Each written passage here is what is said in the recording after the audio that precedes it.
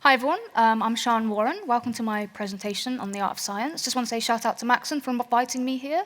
Super excited to share all my awesome dinosaur stuff with you and hopefully hype you up and also explain the collaboration between science and art through paleontology and how I use different scientific reference from CT scans and things and how I influence those materials within my modeling process.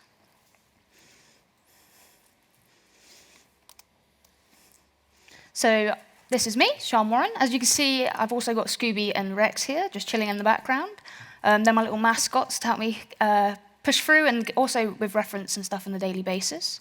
I've worked at multiple companies from Trickster to Industrial Light and Magic, MPC, as well as smaller studios like Treehouse, LauraFX, and doing some online tutorials for FX PhD, and also doing some talks at BFX, and I'm soon to be at the CG 101 talk as well, doing some mentoring.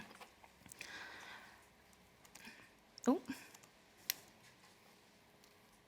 There we go. Here's just a list of some stuff that I've worked on throughout the years. I got into VFX originally from a fine arts background, so I used to be a painter, and I really got interested into doing some video editing and things like that. And what I wanted to do at university is I studied animation, and I wanted to combine those skills together. And from that, I did a Bournemouth University degree in animation arts. So from going from a completely zero animation background, from fine art and doing painting, into learning Maya and ZBrush, it was a big step up, and it was quite scary to get started at the beginning. However, I basically kind of did like a big deep dive into it. And even when I was doing painting originally, I was really into animals and creatures. That's kind of my niche back then. So when I got into 3D, I was kind of leaning towards my previous passions, which was animals and creatures. However, at university, you kind of go through the whole pipeline from doing hard surface modeling to rigging, animation, VFX, and compositing. However, I still kind of leaned on my passion for animals back then. So that's kind of where I got into doing more concept sculpts and creature sculpts within ZBrush. And then from then on, at university, I actually did a collaboration with Dr. Stuart Samida, how I used different morphologies from doing like a sculpt of a Dimetrodon and another sculpt of a Sephirodon, I think that's how you say it. And I basically do like a nice little blend between them, and it promotes how like evolutional changes could occur between these two different like morph targets.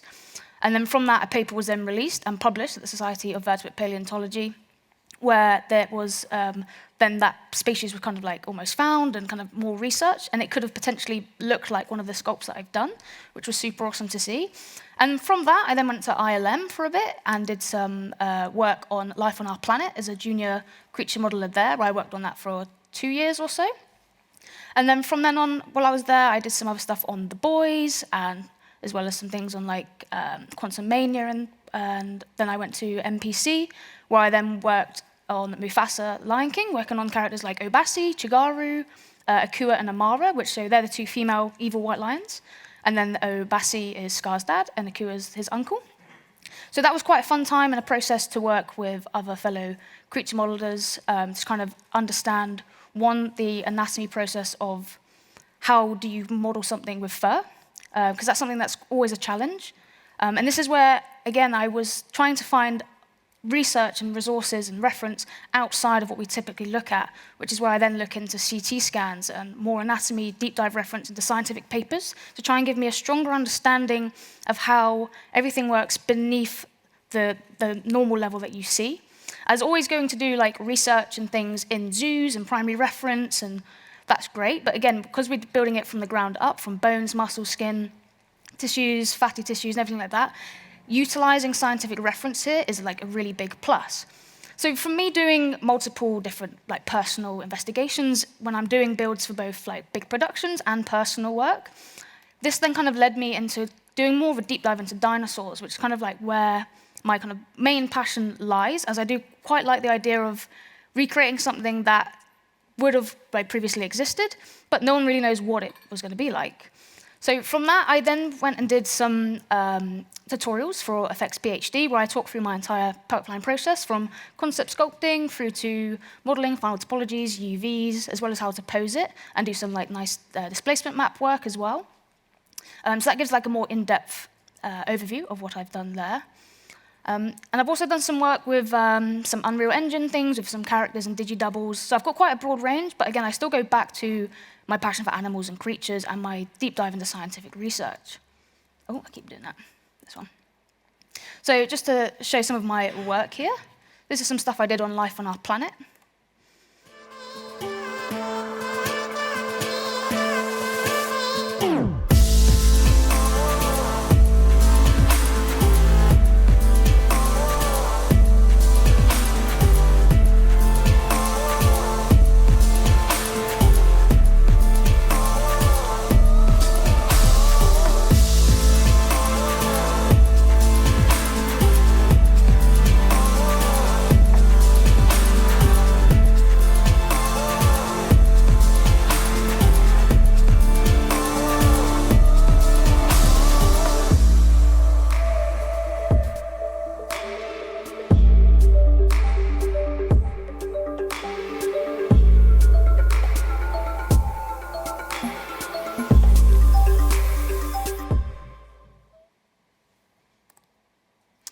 So this talk's actually going to go into a bit of more like depth, focused on plesiosaurs in particular.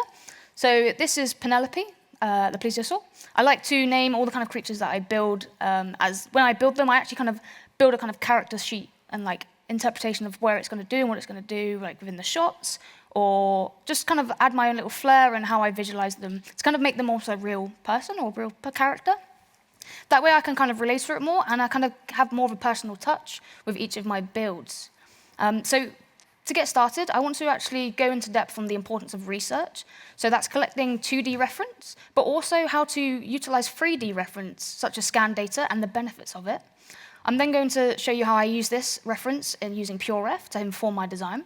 And then from this, we're going to utilize some CT scan reference of a plesiosaur, which was scanned from a museum. And then how I turn this into an A-pose skeleton, so I have a nice base, so I can then start doing some quick concept sculpting and blocking, which I can then take forward into like a more concept sculpt. However, by doing it this way, I quickly can block out the proportions and things as well, and it gets rid of that guessing game at the beginning. And then I also go in and show you how to do some custom VDM brushes, because in particular, this fossil that I'm utilizing was recently published, papered this year, actually. It's called the Plesiosoteryx wildi, or just MH7, if you want to Google it, fossil MH7, way easier to say. But if you go through that, it has loads of scientific reference, and it's one of the first fossils to be released that has both skin and scales, which is super interesting. So with research, as I mentioned prior, typically I do like to go to looking at like the zoos and get some primary reference, but again, it's difficult when you're doing something that has previously existed and we have no reference at all for. So it's like, how do you get started? Well, what I normally do is I research other artists' works, so look at fellow artists' paleo arts, whether that's 2D illustrations or 3D art, as well as that could be some like old depictions throughout history as well. But I do also like to have a look at some scientific illustrations and scientific journals, because they have a more in-depth understanding of that particular species, which then can inform my design. And the main thing why I do this is because when I'm looking at paleo art and different artists' work, obviously everyone has their own visualization of what they think it could be, and there's also different thought process and disagreements and different theories on what should or shouldn't be, but at the end of the day, we're not too sure. We only know as the research develops and as we learn more. So by using scientific journals and making sure that you look at journals both like old and present, you can kind of see how the information has basically advanced through time, which then can also help educate us when we're creating something and how, for example, the design would have changed of when someone did an interpretation of the creature back in 1860 compared to what we're doing today, for example. And another thing as well is actually utilizing 3D data. So whether that's going to the zoo in person and having a look at that way, but also obviously taking like 2D reference images and things, like that's also amazing. But actually going and visiting whatever species you're in person is awesome. But it's like, how do you do that if you're building a dinosaur? Well, that's when you kind of research similar species. So for example, if you're doing some kind of mammal, you kind of go through and find what is currently alive in like the phylogenetic tree, which is a keyword there, which I would love you to remember, because this is how you can figure out the evolutional traits and cycles throughout history. And you can kind of find previous ancestors and link the dots between various species that way. And that can help guide us when we're doing our design process and reference of finding different CT scans and different 3D data of similar species that we can extrapolate that information from. And then using current data, we can then put them together and kind of make our own version of this creature. So here's an awesome YouTube video of the scientist himself just talking about the fossil that we're going to use in this presentation. Plesiosaurs are a remarkably successful group of marine reptiles that went extinct along with the dinosaurs. They're commonly reconstructed with serpentine necks attached to the sea turtle-like body, and their fossils can be found all over the world, especially the skeletal elements, like this bone here, a limb bone, and this vertebra. In addition, teeth. On rare occasions, complete skeletons of these animals have been found. However, fossilized soft tissues are extremely rare. In this one remarkably preserved fossil, we have an exquisitely preserved skeleton, essentially complete and articulated, with fossilized soft tissues from the tail and from one of the flipper regions. This plesiosaur was excavated near Holzmaden in Germany and is around 180 million years old. Thanks to careful preparatory work, the surrounding host rock was carefully removed away from the fossil. We then used a broad range of microscopic and spectrometric techniques to analyze the fossilized soft tissue for the first time in great detail. Our results demonstrate that some plesiosaurs had smooth, scaleless skin and scales in different regions of the body. The scales would have likely improved the swimming performance of the animal, helping it propel through the water much like a sea turtle. Alternatively, the scales may have allowed a protective covering or traction along the seafloor when it was hunting prey. This mosaic of scales and scaleless skin has never been reported before in a plesiosaur, and thanks to this amazing find, we now have a much better appreciation of what these animals might have looked like when alive. So it's worth noting that plesiosaurs have been known for more than 200 years and life reconstructions hasn't changed much. But this also shows the importance of soft tissue fossils when reconstructing extinct animals. I would have expected plesiosaurs to be scaleless, like other marine reptiles, such as ichthyosaurs. So the discovery of scales was surprising and changes our perception of how these animals would have adapted to their pelagic environment.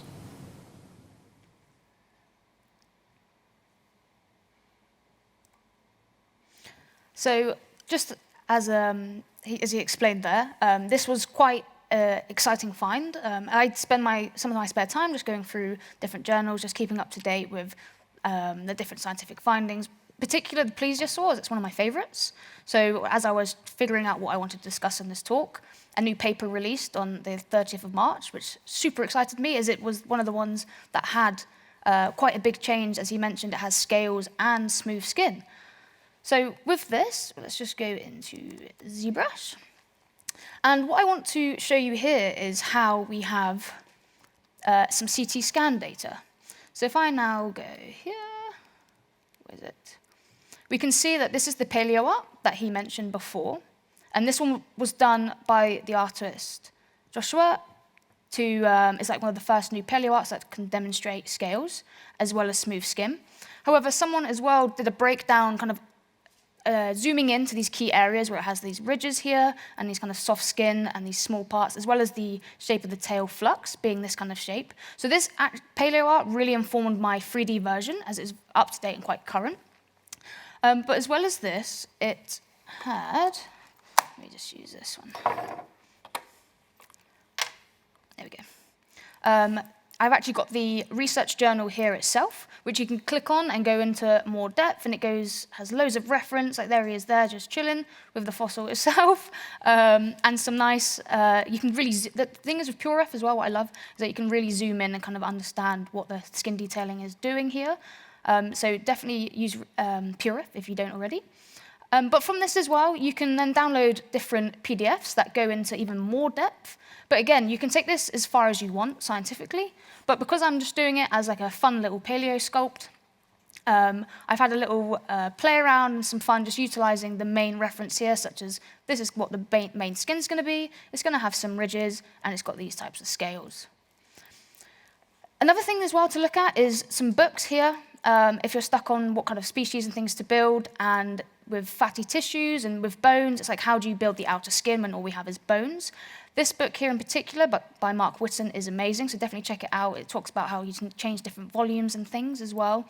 He's also got his blog, which also depicts how this plesiosaur is changed throughout time, and these are his actual artworks. And you can see how he's designed himself with the fin tail and how all these are all soft-skinned.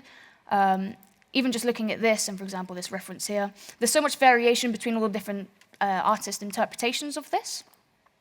So that's just to keep in mind as well. And then what I wanted to also show is that I do collect reference of the bones itself from different species, just so I can understand how the outer skin would work. So for example, this is a different species, but it's a great reference material here because it shows the kind of outer surface area of what could have been the like silhouette, for example, which will help inform our design later on, as well as some really cool, quick little illustrations here of the muscle layout, which is also really cool to see. And then go to here, move this. And when you're looking at reference and finding reference, this is an amazing website here that I wanted to show. It's Dr. Scott Hartman's Skeletal Drawings. Here he goes through and literally just does some illustrations on the side view, and he does update them quite often as well. So if there's a particular species or different kind of creature that you're building, this is great, and you can use these as he does keep it quite current. As well as this, when you're finding CT scan data, for example, these are some great websites that you can use that have scans, sometimes downloadable, but also you can use them just to visualize, and you can go through, I won't do it now because it takes a bit of processing power, but you can basically load it up.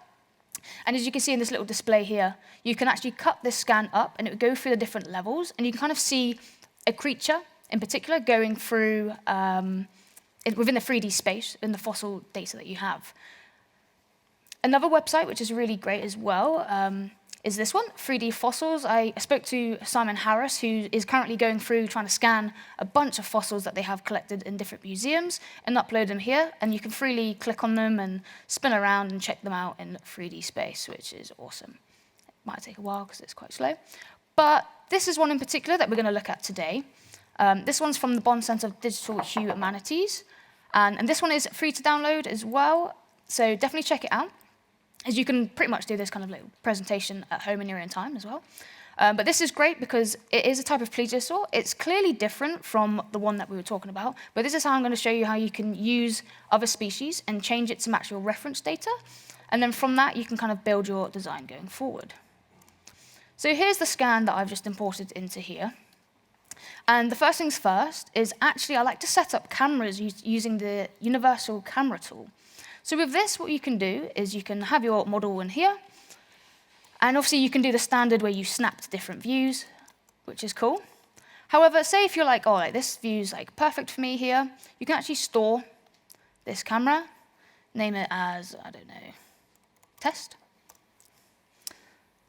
And then as you're moving around, it will snap back to that same frame. So for example, if you're doing any daily work or client work and they're really like, oh, this is our shot, we want to see it in this one shot, and you're there sculpting away and you go through all your different layers and things, you can literally just snap back to that one frame. And then you can press this little composite button here after you do a BPR render, and you can save this out as a JPEG, so that way you can have different versions and iterations of your model throughout the design process. So this is really helpful, especially in the early days, as well as doing portfolio work. Because say if you're doing this nice render and you do this pass, and then 2 years later you're like, oh, I want to revamp that project, you can load it back up, load up this project file, and connect your universal camera scene back up, and do any edits, and it all linked together. However, the next important thing as well with this is what I love, is that you can actually import a reference. So I've now imported the reference here of, and this here you can hide the opacity and things, so you can see it below, which is quite cool. So I'm just going to hide that a little bit for a minute. So what I've done is I've imported that reference material here into ZBrush, utilizing, again, the universal camera. And every time I click on that one frame, this reference will load up. So this is what we're going to basically realign the skeleton to. So if I go back to this view at the moment, what I've done is I've gone ahead and I've basically made a nice A-pose skeleton here. And to do this, I utilized polygroups. So if I do, where is it? Fill.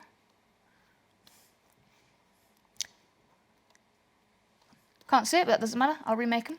So to do polygroups, I just simply go on to the model, shift and mask, just like this, and then hide this and group masked. Although I can't see the, don't know why that's not doing the polyfill.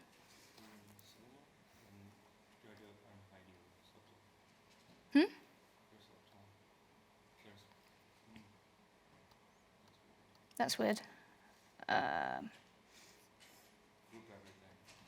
Group video.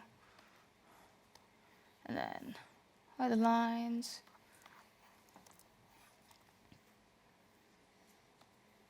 Let's have a look.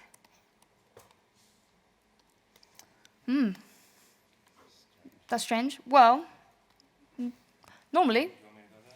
Yeah, do you want to have a quick look? Have a quick look. No promises though. Let me check. So, do you have your... Let me just try something. Yeah, it's not previewing it.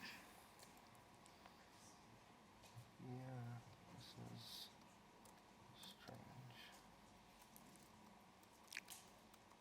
Okay, so this subtool. What about the other subtool?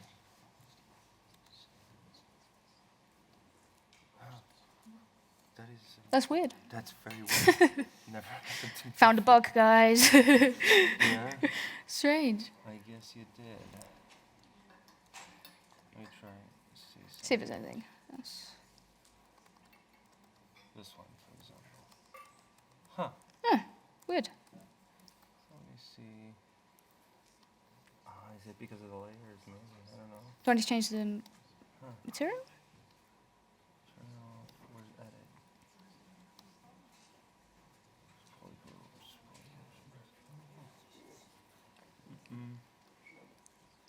That's very strange. Okay, I won't. Do you want to reload? Try to reload the project, maybe? Because wait. Is it? Because sometimes this fucks things up. Nope. Okay. Do you want to try reloading? Yeah. The project? Give it a go. So, where is that? Which one? Yeah, the top one. The top one. Yeah. Oh, that's loud, isn't it? Sorry, guys.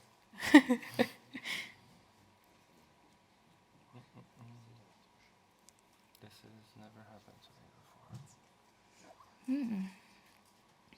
Neither. So I'm like, what? Okay,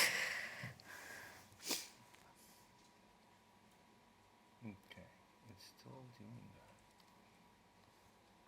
Is this something?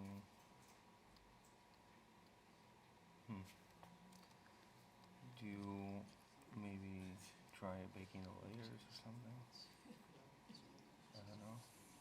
Go on a different tool. Go on A the other one. different tool? Yeah, because that one's heavy. Oh, yeah, this is heavy.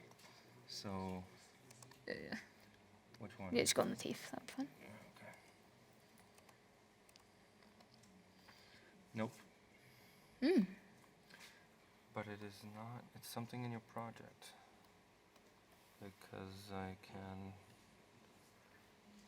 pretty sure guarantee that we just initialize or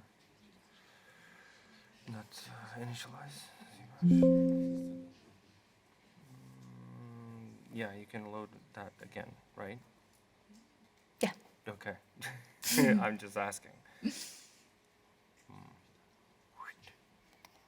Oh shit. Okay, we have to load the project again, maybe. And open it again. No. And let's see. It could be the project itself. It has Yeah, something. we can do the Z tools, Right. if so.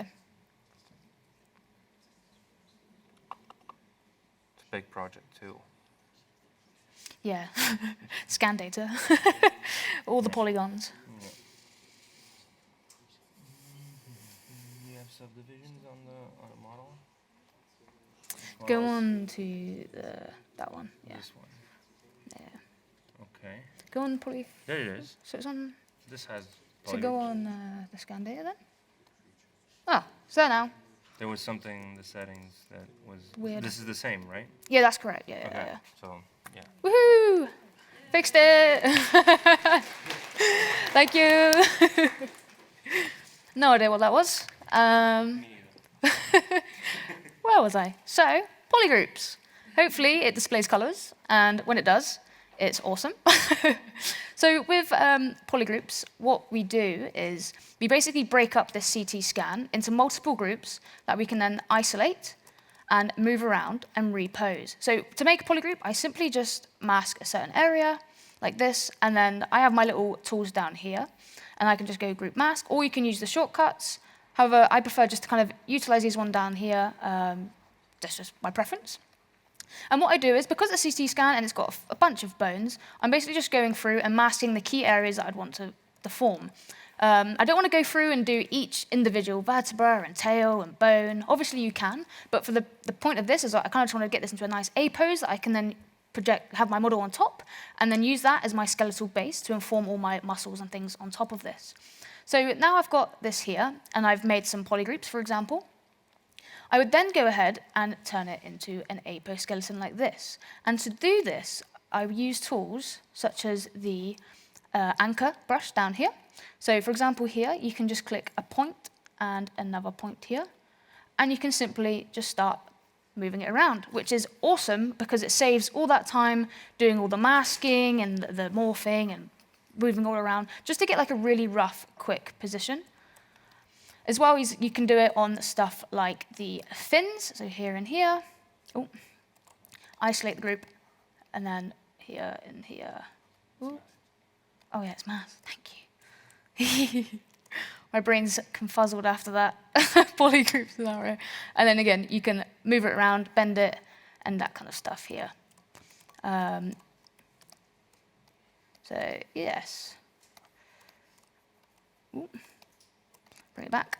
So this is what I do just to quickly get this into an A pose. But the main thing for it to work is, again, to make these polygroups, because that way you can just isolate these different points and bend it without moving anything. And even doing this, if you wanted to pose your asset at the end, this is a great way to just quickly get something out. But I then would always add a shot sculpt layer afterwards. So I'd add an extra layer where I'd go in and clean up the model. Anything that's looking a bit stretched or warped, I would kind of resculpt the muscles and things just around that, like the skin folds and stuff. So that's what I do, just to quickly repose this. And I also actually only focus on half the model. So I would ignore these two, for example. And I would focus on these two fins here, or the other way around, and I'll duplicate this out. And for example, here and here, isolate. Ooh. Isolate this, and be like, right, that's perfect, that's what I want, for example. And then say here, isolate this one here and here, and like start moving this.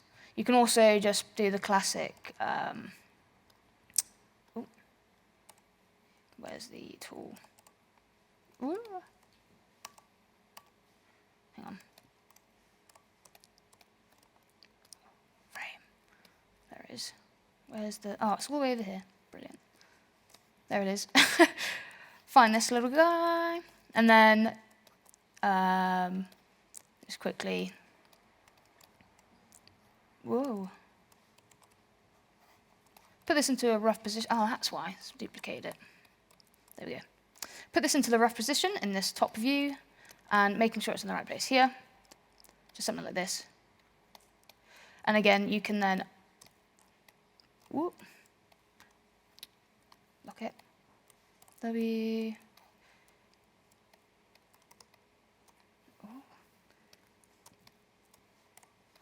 There we go, that's better. Put it here and here. And then, again, you can then move it around wherever you want it to go and position it this way.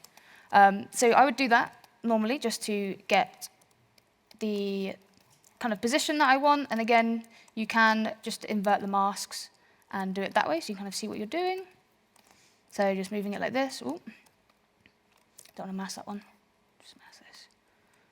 And then, for example, just moving it around. We're not, and again, where it's one mesh, because it's obviously a CT scan, and they've had to like optimize it and things like that for it to be uploaded onto a 3D viewer.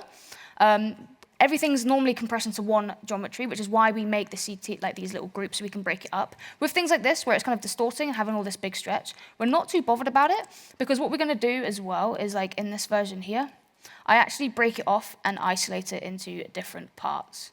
So that way I can kind of go through, fix it all, make sure it's all symmetrical, and then by the end you should have something that is somewhat symmetrized. So again, it's still got the nice asymmetry here, because obviously it's from a scan, but you have something that's now symmetrical that we can use as a base. And then what we want to do is, again, utilizing this store camera, we've got our cameras here, here, and here. And what we want to do is have the load in our reference. Oh, so yeah, to load in the reference, you can just go to the Draw tab here, and you've got the universal camera here. You can then load your image. I've got it here. Just open it up, and it will load it in. But the main thing is to remember as well is to, I've dragged that document now over here, is to store it. That way, this image will then be connected to this camera throughout the process. I just had to redo that because I had to relaunch the project. But now we've got this in. Next thing, what we'd do is to basically go through and just tweak any kind of minor things that we want to do. So, for example, on this one, the foot kind of broke, so I just kind of do a little fix. And then I go ahead and actually repose this skeleton to match this reference here. So, for example, the head and the body itself is separate, because if I show the whole body, the head's geometry is actually connected to this body, so it actually gets quite distorted. So I just kind of hide this, duplicate it out, and then make another extra head here. And on this thing, I have different reproportion layers where I've just gone in using the masking tool and move brushes just to kind of match this skeleton to this fossil silhouette skeleton that we have here, using, again, the universal camera and the reference. So then once we've got something that's an apose skeleton and has some nice proportions of what we're going to build, let me just hide this head here. Something like this. We've now got a nice skeleton that we can use as the base. I would then go ahead and make a very quick and dirty Dynamesh mesh here. And for this one, again, I just make it not matching the background reference and things exactly, just getting some kind of blocking in here to match the skeleton. And then I'd go ahead and start utilizing layers. So this is where layers is super useful here. I know some people don't use them that much, but I would definitely recommend using them, because this way is you can then start to basically go through and make minor changes without impacting the model, and you can go back and make different versions. So this way it's quicker to save like a single Z tool and then start stacking up your layers that will go through and show all the tiny little minor edits. A key thing that I also add as well is this mouth closed layer. This is something really good to add early on. As you can see, the model's still super basic. And again, it was just a Z mesh and just dragged and pulled to kind of fit. By adding a closed mouth mesh in here, you can then obviously get it to match the skeleton originally, which is great. But you also want to be able to design the character with its mouth shut, because obviously you're going to be adding in teeth, tongue, and you don't know what it's going to be like in the shot, if it's going to be swimming around, if its mouth open. You're not too sure like what the director's ideas and things are for this. So having it like that, you can then start doing some designs really early on, which is great. So if I go and have this closed, maybe I'll just set it to 0.8 for now. Something like this. Oh, 0. Oh, come on. Just drag it. that'll do. Something like that. So it's like not fully closed, so you can kind of still see the teeth and things. I would then go through and then start doing some like minor face tweaks, just cleaning up like the silhouettes and the lines and reshaping the lip line and just playing around with all the forms and trying to fit it to the different skeleton, but then also looking at various reference that I have here. So again, looking at things such as the Paleo art and different versions from different artists and how they've interpreted the plesiosaur. So for example, this one is very different to what we normally see. It's a massive turtle one. And then you've got this one, which is quite like rigid and it's like bones and approaches, like it's quite harsh and very typical of what we'd normally see. But then they also look at reference of the most like relative species, which in this case, it's actually a leatherback turtle. And for this, you can kind of see the different head structures where it's got some really nice form going around the eyes and some big like divots and things going around here. And it's this kind of like wonkiness and almost like asymmetry that I'd say that I really quite like, and all these subtle form changes here where it's quite bulbousy. So it's stuff like that that I kind of wanted to just add into my design itself and kind of steer away from the classic super streamlined, super like agile, for example, like this, like super like almost crocodilian in some respects. So I'm just going to go through here, turn off this for a second, and do isolate selected. Cool.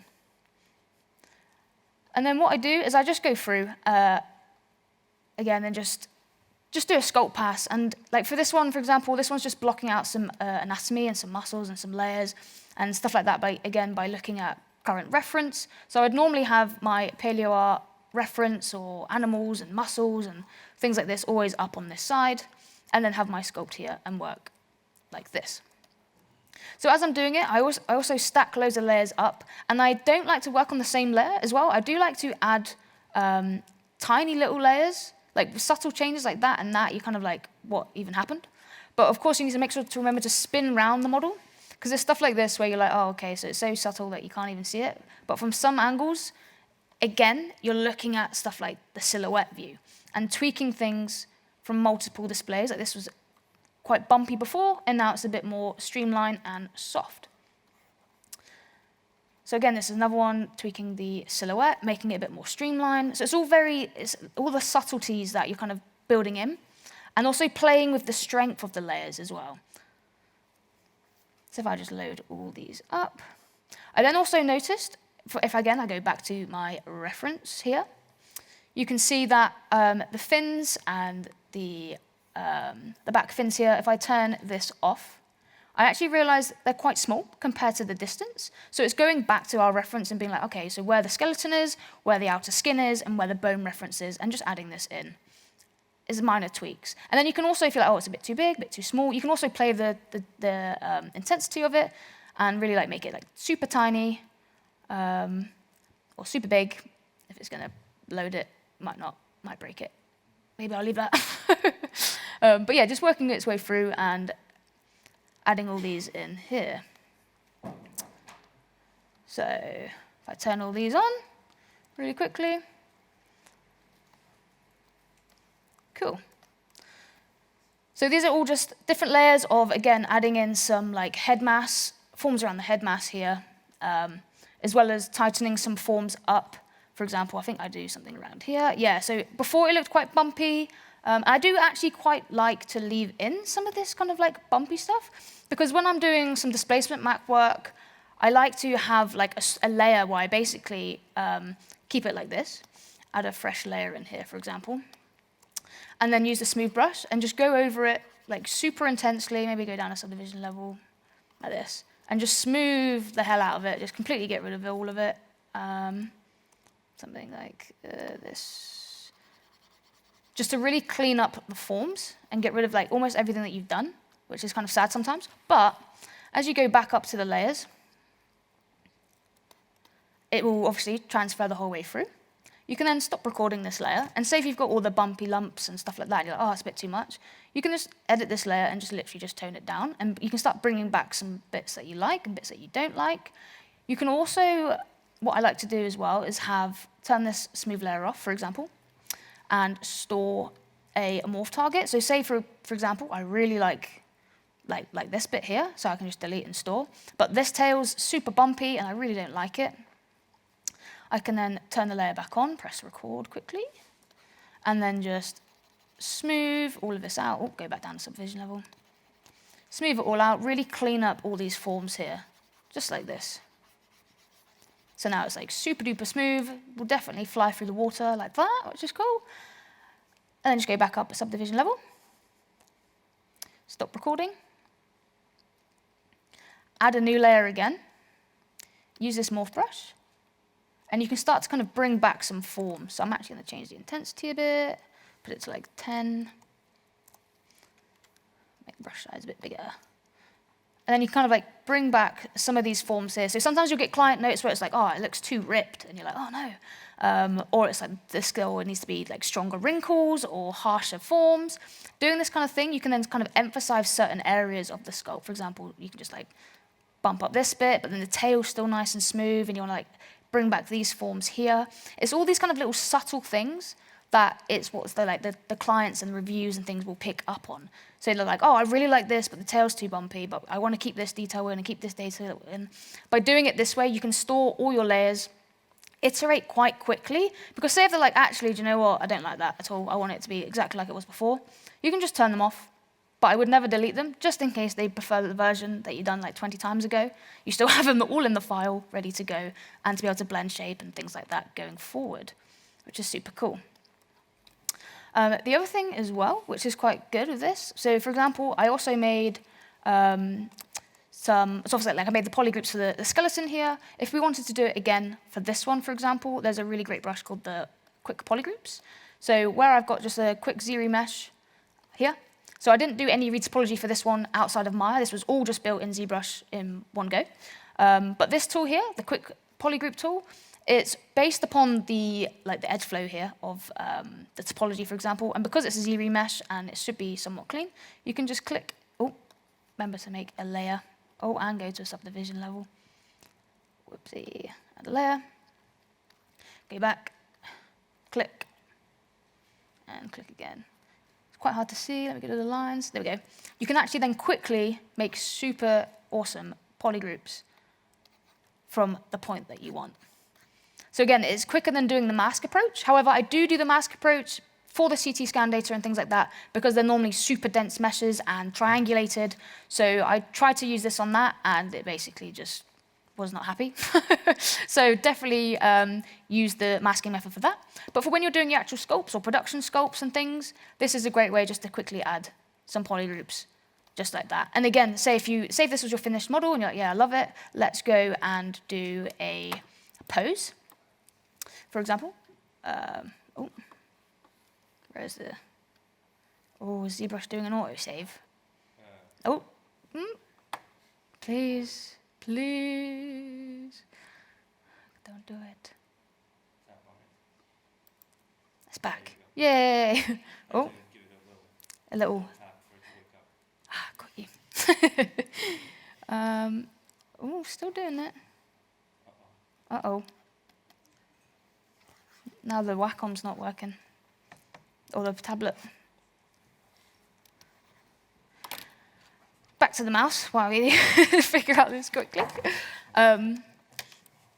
So as you do your different polygroups here, what's awesome about this is you can then, again, use the anchor brush, which is another new brush from previous version. Click here, and then you can start, ooh, don't do that.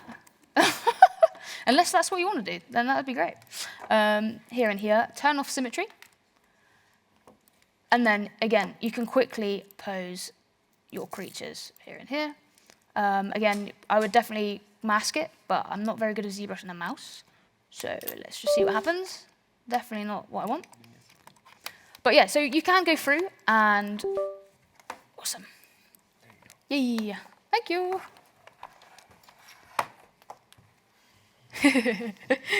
Nice.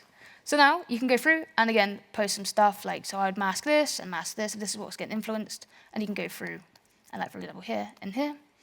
Then I don't know, mask all this and mask this. I'm just doing it quite dirty here, and then you can be like, ooh, mask that. Actually, I'll isolate it and mask that one. Oh, symmetry's on.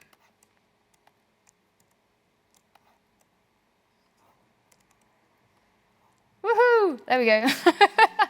Getting there in the end. And then, yeah, you can bring it back and do some cool poses like that. But what I'm saying is, when I was saying with the quick speed sculpt and doing some quick poses like this, obviously you can spend as much or as little time as you want, but you will get some bits where it starts to stretch, and obviously that's not what you want when you're considering, obviously you're going to rig it and doing things like that. So we'd consider doing some concept sculpts or just using the standard mask alongside this one. So after I've basically made a quick concept sculpt here and gone through the process of having the skeleton, making a base mesh, making some layers on the muscles, fat, volumes, and design and things like that, I would then actually go into deep diving into the research a bit more. And the main thing about this paper, which was awesome, was the fact that it had scales and skin. So when I load up the journal here, you can see that it's got this kind of scales with the skin pores, as well as having the scales here on the sides. It's got some triangular scales and it's got the skin. So if you then look at the paleo art here as well, you can see there's like a little fish just munching away on some scales, which is quite cool. You can also see that he's got the ridges that was mentioned in the paleo art, and I'm guessing the smooth skin. So that's something that we all wanted to do as well next. And when I do alpha work, I do typically use things like the maps from Flip Normal or Texture XYZ maps, as well as make my own. And for this one, for example, I made a quick VDM brush, which, get rid of that. Oh, it has layers. Oh, no! Should be fine.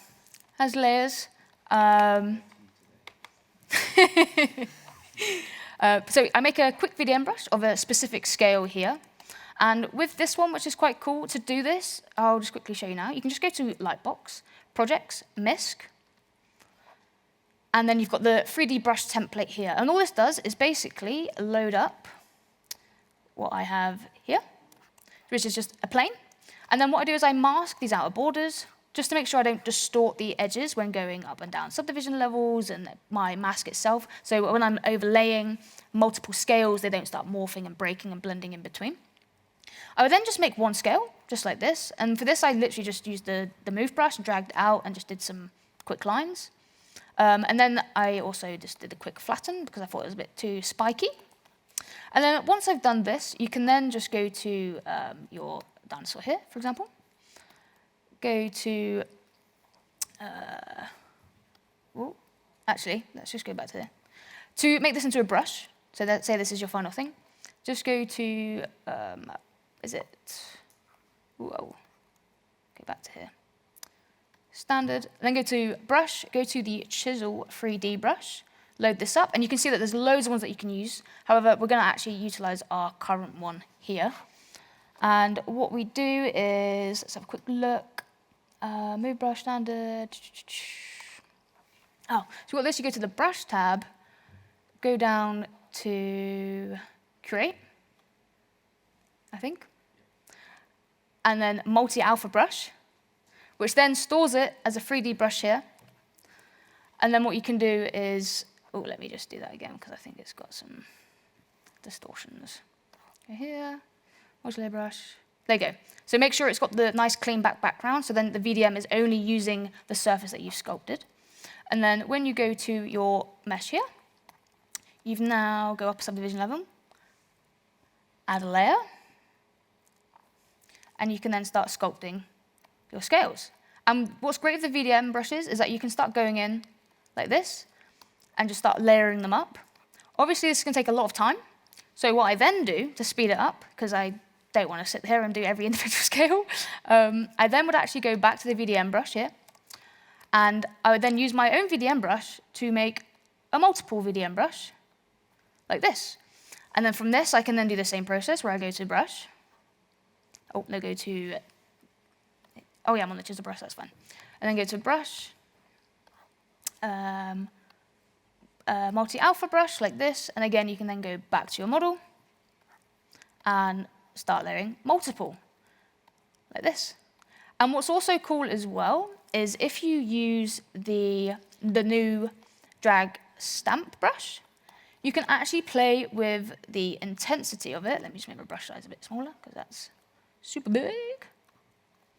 It will then drag and add more that's now very tiny. There we go. You can then play with the intensity of it which is awesome. So it's kind of like the drag rect is really good if you know like this is going to be one scale type. But say if you're getting to an area where it's very, you're like, oh, I want some harsher ones here, or some like, you're trying to fade the scale pattern out a bit, and it's like, ooh. You can kind of do this, kind of like start gradiating them up for the different sizes, which is super cool. But again, with this, say if you're doing like a massive scale here, and then what you can do is delete store, add another one like this. And what's good is as you're layering and they get bigger, you can see that it's kind of like counteracting and doing some funky stuff. You can still just go to the morph brush and just kind of morph any bits away and kind of clean up any bits that you're like, oh, I don't like this here, I don't like that. So it's going through these layers, utilizing morph targets and making custom brushes to kind of go through and fix up areas and allowing them to overlay quite nicely. So once, this actually does take long, I'm not gonna lie, it does take a while, but it is a super fun process once you kind of get the hang of it, because then once you've done that, you can then go to your final sculpt here. And for this one, I'm not gonna turn on and off the layers because I think it may cry. But all I've done is I've actually used a Flip Normal's skin kit, and I used the wrinkle alphas here just to get some kind of directionality and things. But as well, actually, should I do it? Let's strip gone. Why not? Let's see what happens.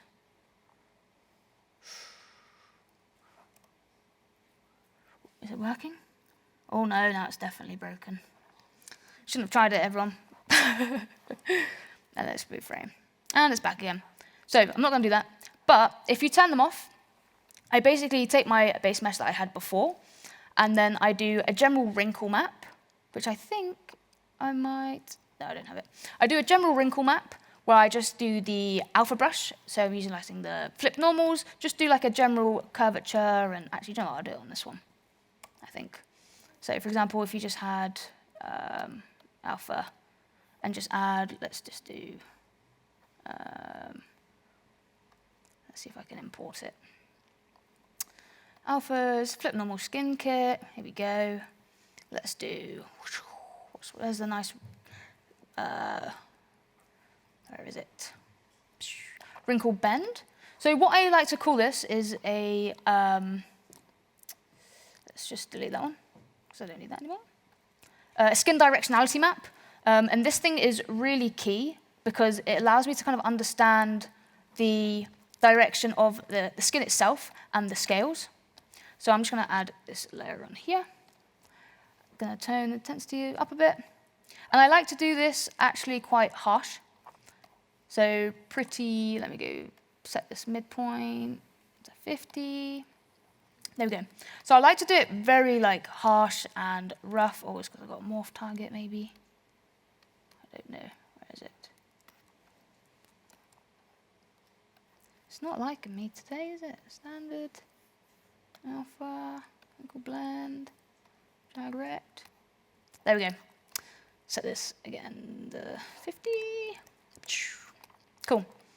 Maybe I'll set that to 20. See harsh, that's a bit harsh. Let's do 10. Cool. So what I like to do is a skin directionality map where I literally just go through, just do with a curved brush like this, and just kind of block in the kind of skin directions here. Right? And then what I like to do is, again, turn this off, change this to then kind of give that skin relief and soften these layers. And again, say I'm like, oh, this is a like nice soft thing here, but say for the director wants it a bit harsher, you can then turn this back up and go to delete, store morph target, tone it back down, add a layer, go to the morph brush, and just go like this, and you can start morphing back some of these layers. I don't know if it's even, oh, it's because I got this on, brilliant. And this off. There we go. And then you can kind of start highlighting some key areas as well. So it's all these kind of little hacky bits, just to be like, oh, I want to strengthen these wrinkles here, strengthen these wrinkles here, maybe like strengthen these ones, as well as you can invert it, so like all these are a bit too strong, like just smooth these out. And you're like, actually, I want to kind of bring it back, something like that. And that's how you can kind of like emphasize some of your skin details in a really like quick manner, but it's still, you're able to still iterate on it, which is the main thing here, because as you're doing client work and things, it's going through and addressing different notes. And it could be something as subtle as, I really hate this wrinkle on this fold right here. And you're like, oh, how do I deal with that? Again, the same process as before, smooth it out, store a morph target, and then paint that back in or paint it out. And what I did for this one is the same process here, where I just used the wrinkle brush. I then went ahead and used the VDM brush here, and just propagated the scales in a similar manner to what the Paleo art had, as well as using the wrinkle brush as a layer. So if you can see, I've got my base wrinkles that I mentioned before. I've then also tightened the silhouette of the fin, just adding in some plane changes and things. I've then got my larger wrinkles, which should be kind of like these kind of big folds here. I then go ahead and have my scale layer, where that's just a layer just purely for scales, where it's the small and large. So I'd go through, propagate the whole model in some smaller scales, and then I'd also add a variation of larger scales. And this way, as I'm covering this whole area, if I'm like, oh, actually I want larger ones here, I can just turn off the small layer, do a morph target, paint in the larger scales, say that I change my mind. That's fine. I can just turn it back off and inverse it and do it the other way around. So you're not kind of redoing work. It's more like you're covering multiple possibilities in a quick fashion, so that, say, if you want to iterate it or change the design or change the scale flow or things like that, you can do it quickly on the fly, but you're still storing everything that you've done, so you can still iterate on the process, which is the main thing. I then went ahead and just added some ridges and some skin wrinkles and things like that, just to kind of go with what the Paleo art reference mentioned here, where it has the scales, the ridges, and the skin.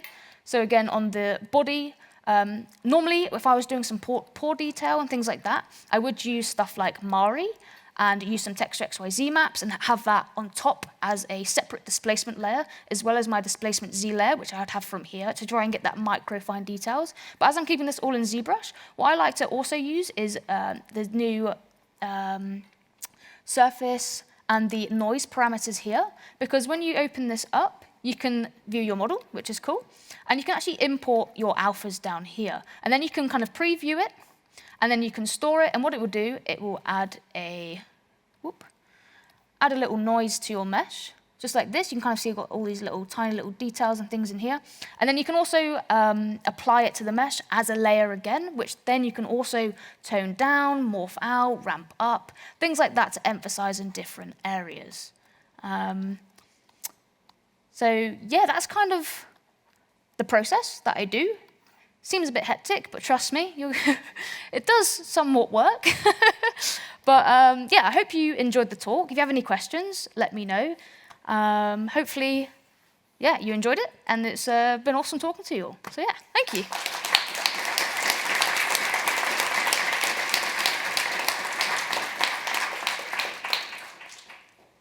And as you can see, ZBrush also is so awesome that you can kind of extrapolate different research and put it into the software. Like for this one, I just focused just on ZBrush, which is quite fun as well, because going between multiple softwares, such as like Maya and Houdini and things on a daily basis for like studio work, it was quite fun just doing a project just in ZBrush as well. So finding quick ways to stay in the software.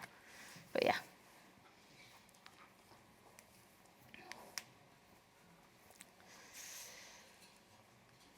Oh, sorry, go for it. How would you handle, you mentioned tissue as well as muscles. Mm-hmm. How would you approach? So what I would do is I'd normally do a muscle sculpt layer. So I'd have like just a super smooth model. Then I'd do a layer where I'm just going in, doing all the like really harsh lines and muscles here. So for example, on this one, if I just turn this off and turn these off. Where is it? I have like this anatomy planes here, and I've put it at 2%. But if I ramp it up, you can see I've actually gone in with the damn standard brush here and kind of played around with the focal length of the brush to kind of carve in, like really harshly actually, the main forms and groups. For example, this like muscle here, the belly area, the chest, the kind of folds that I want around the forms here, the neckline. And then with this, I do it quite harshly, like for like the muscles, for example. And then to get like the kind of skin idea, because the mesh was already smooth, and then I'm carving in the muscles really harshly, you can then just kind of play with the strength of this to kind of like soften that out. And then what I'd do is add another layer on top, where I go through and kind of just like soften some extra areas. And so it's trying to work quite, I guess, in a way, because obviously you could spend as much time as you want. Like I could probably keep going on this project for forever. You know, so it's like, when do you stop? And like, when should you move on to the next stage? And when should you stop blocking and stuff like that? So I work in a way where I can always iterate throughout the entire process. So doing it where it's quite non-destructive and not like very bespoke details at such an early stage, I only save that when I'm getting into like displacement map work, for example, because then I can basically reinforce the shapes and things that I've already got. But I can also say if I'm like, oh, I want to make it more muscular, I can then still go on and add another layer. Or like even like this, for example, instead of doing that, let's do, where is it? The muscle layer. So this anatomy planes layer, for example, if I just turn it back on, super strong, right? But say if like the director or yourself, you're like, oh, do you know what? I want actually this to be way more ripped, right? Another quick thing that I do, rather than going back in and then re-sculpting all this stuff that I've already done, I actually just duplicate this layer. And now it's just double the strength, right? And then now I've got duplicates, I can edit the layer below to kind of get like an in-between version. And then again, you can add another morph target and kind of blend it back out through certain. For example, I want this bit to be really defined and this not to be defined. You'll then add another layer and use the morph brush again to kind of like blend it out and things. But yeah, hope that helps. Cool.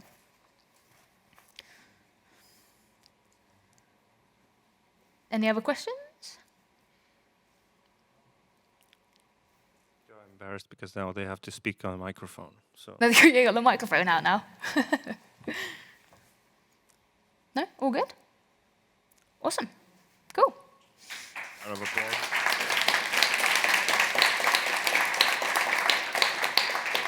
Nice. And if you kind of want to see what I've done in a bit more detail and more time and without the technical issues, I do have a course on FX PhD where I go through the entire process from start to beginning, where I use, for example, IMM brushes to actually block out the muscles on top of the skeleton and then make a dynamesh base on top, and then how I do displacement map work in ZBrush, and as well as doing like some posing and stuff in Maya, and how to make a nice render scene and present it at the end as well. So you can also check that out if you want. And that's on a Giganotosaurus, which is super cool, which is another one, like again, every time you kind of build something like a dinosaur, it's quite fun, because every kind of creature that you build is slightly different, and it's your interpretation of it as well. So you've got this one here that I did, pretty much the process I talked about today, but on a different species. And again, with this as well, like you can do it for not even just dinosaurs, you can apply it to any kind of creature that you build. So for example, I used a similar approach on Mufasa, as well as doing this dinosaur here. For the dog and the elephant, I also did the same thing. I managed to find a CT scan of an elephant, which is interesting. So definitely Google that, because it's a bit odd. But it's quite cool to just see it in like in different perspectives and understand that, and be able to just visualizing that and importing it into ZBrush and just spinning around it and be like, oh, that's what it looks like. Kind of stops that guessing game and gives you the answers really quickly, so then be like, right, now I know what the quality is and the expectations are, then how do I bring that into my own design and my own creature work? So yeah. Awesome. Cool. Thanks, everybody. Cheers.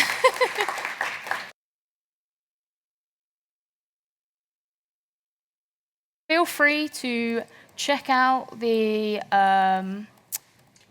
QR code. Where is it? On the... And the presentation. Yes. It's at the bottom. Nice. Cool. Boom. Also, scan this. You have a chance to win a 1-year Maxon license. So definitely get it. If you haven't... Oh, was it? Yeah. Wow. So do it again, basically.